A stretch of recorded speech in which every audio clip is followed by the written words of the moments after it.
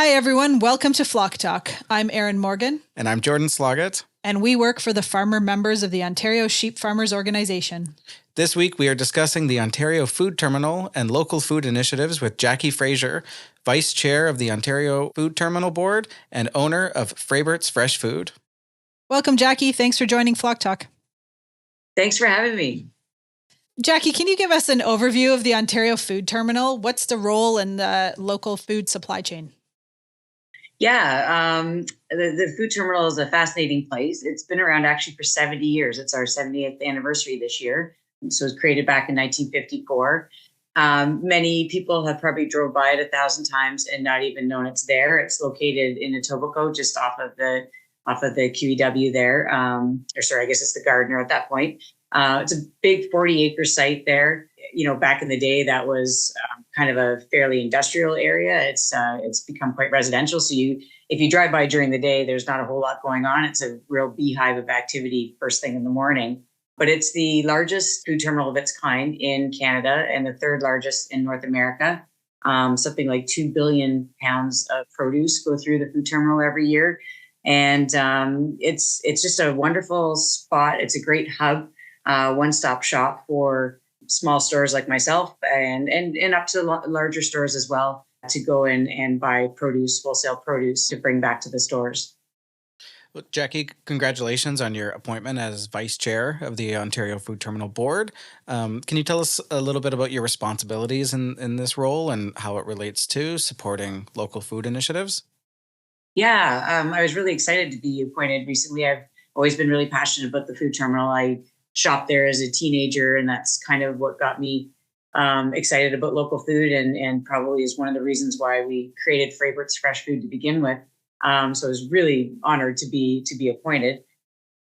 Our role as a board is to oversee the management of the food terminal, and sort of the big picture items to oversee and manage the facility.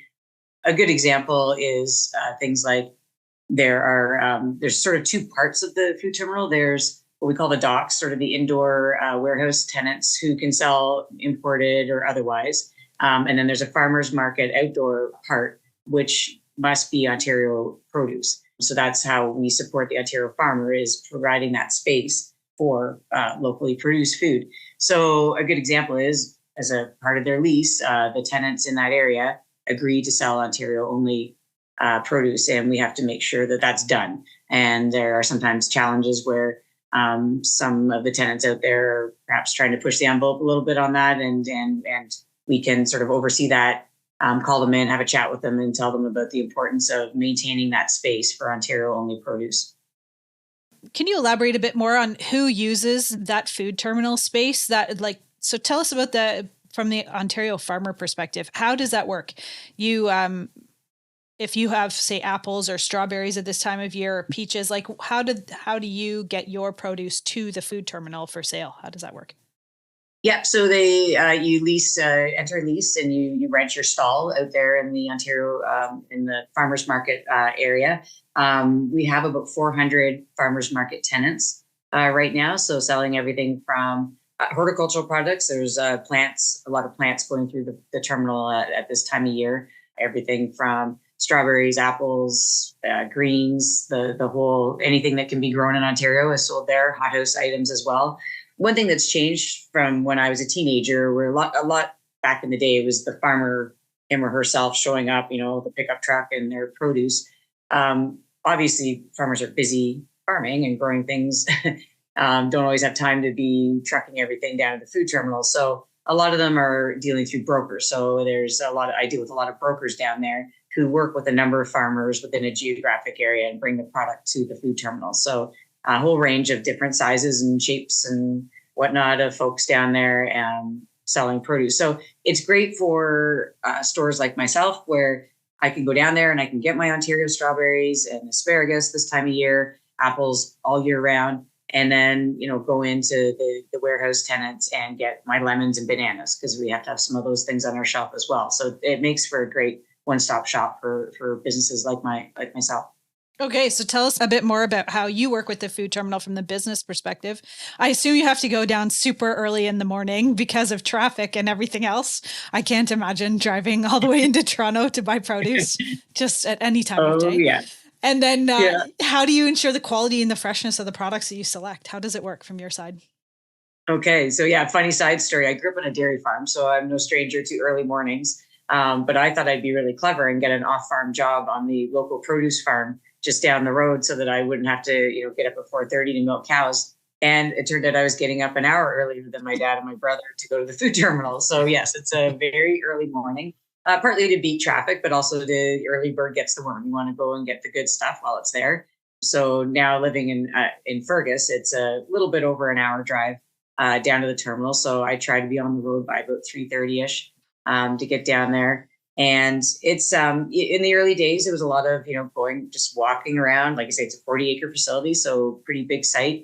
Getting to know who's there, making connections with growers, brokers, and wholesalers. A little bit of trial and error on where the good quality product was, and building those relationships. So over a couple of years, you really kind of solidify all those relationships. It's now pretty easy for me.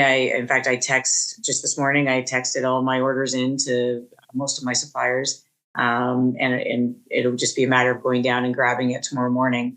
But you do take that time, and there's a little bit.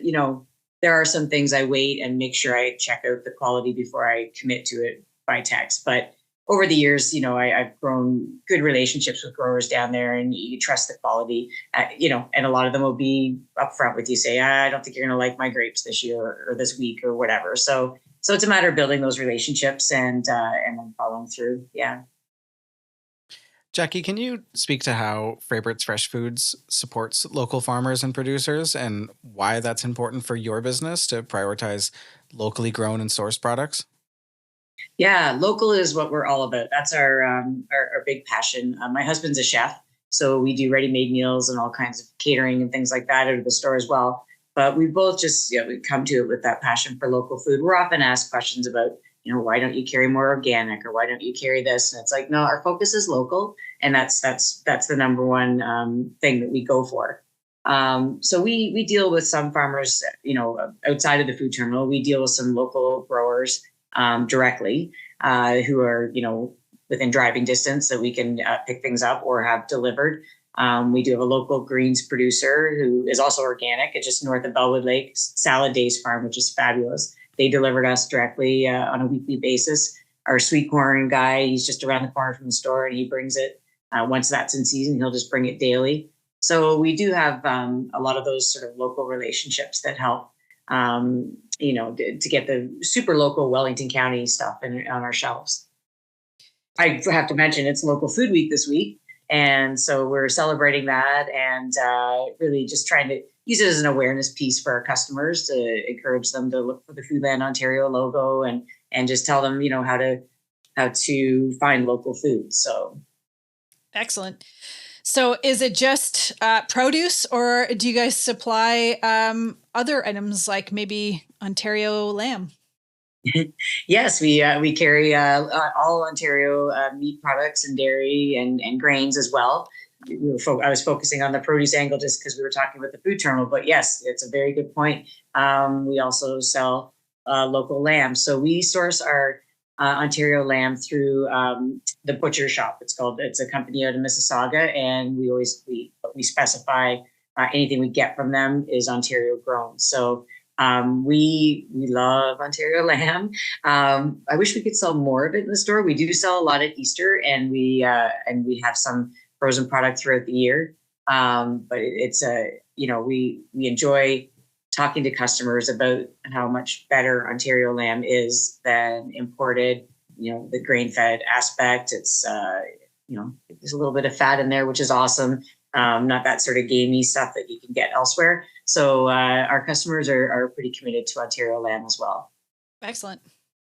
I feel like we could have a whole conversation, but we don't have to dive too deep into it. But we'd love to hear more about what your customers are typically looking for when they come in looking for lamb. And if they're not familiar with Ontario lamb, is it like, do you, how does that conversation tend to go with them? Do they Do they know what the difference is between Ontario lamb versus other lamb products available in stores? Or It's a great chance for us to talk to them about the difference. Yeah, they don't necessarily come in knowing the difference, but they do ask questions like, well, why does theirs only carry New Zealand lamb or things, and then it opens that door for the conversation about the difference in how lamb is raised in the two different countries, and just the importance of it being fresh and supporting local farmers. So our clientele are very open to that, of Mhm. course.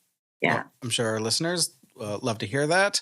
So Jackie, as a small family owned business, can you speak to some of the challenges that you've faced in managing Favorite's fresh foods and how you've overcame them?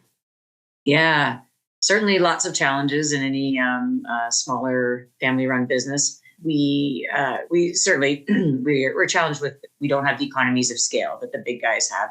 There's been a lot of talk lately about the big five grocers. I mean, really, we have five companies that control pretty much the entire grocery market. And there's a lot of chatter about bringing in more multinationals to compete. And it's like, hi, we're right here. Why don't we just support the local grocers that are trying to do it right here instead of bringing in another multinational, huge company? Because with food inflation issues over the last year or so, we see how dangerous it is when you don't have enough players in the business. So that's been a huge challenge for us. The food inflation issue has been a huge challenge because people are going to discount grocers. They're not going to stores like ours in times when cost of living is such a challenge. This past month or so has been great for us, and I'm there's a number of different reasons. I don't know if the Loblaws boycott had an impact. I don't know. We're doing a bit more marketing, things a bit different. May generally is a great month for us because local asparagus starts and everybody's getting their barbecues out. But we're feeling a little more hopeful. It's been a rough year or so with the food inflation issue, and I know my colleagues are all feeling the pinch as well. So hopefully we've turned a corner on that. But yeah, definitely economy of scale. Just not having access to the lower cost, not being able to have the bargaining power to get our stuff in, our supplies in as cheaply as the big five can, which is a kind of a good segue into also the role of the food terminal. That is one of the beautiful things about the Ontario Food Terminal. Is it great? It levels the playing field. So we are able to access produce at the same prices that the big guys can get their produce at, and maybe even better through the food terminal. So it's too bad we don't have a similar model for all the other things we want to carry in our store to make that a little bit more efficient for us. Interesting.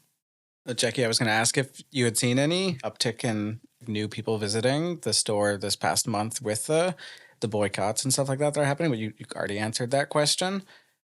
Yeah, anecdotally, we did have a few customers mention it right at the till, saying, "I'm here because I'm not going to Zehrs." That's our local Loblaw-owned store in Fergus. So that was heartening. Any little bit helps. I never know how long these things last or how impactful they are, but if we are getting some awareness out there that, if you don't want to be beholden to five companies for your groceries, you need to support your local independent as well. Yeah. Absolutely. So, Jackie, you've mentioned that you sell fresh produce and fresh meats and dairy products and everything, and that also your husband, as a chef, makes ready-made meals. So, what other developments do you have planned, or tell us a little bit about the evolution of your business and what you have planned for the future? Yeah. The ready-made meal component is a big chunk of our business. We also have a first full service deli where we do pizzas to go and sandwiches to go. We're really looking to expand on our meat counter offerings. So having, ready marinated kebabs and roast pre-cut, and maybe, pork loin wrapped in bacon, things, just some more sort of value added features on our meat counter, and increasing our ready-made meal offerings, just offering some more variety and whatnot. We do a lot of soups as well. So really looking to expand on those value-added pieces, the sort of higher margin pieces within the store, but always making sure we stay true to the roots of the actual just local food, like your actual produce and meat and whatnot that people can take home and do whatever they like with. So yeah, but really looking to grow those higher margin areas as we go forward.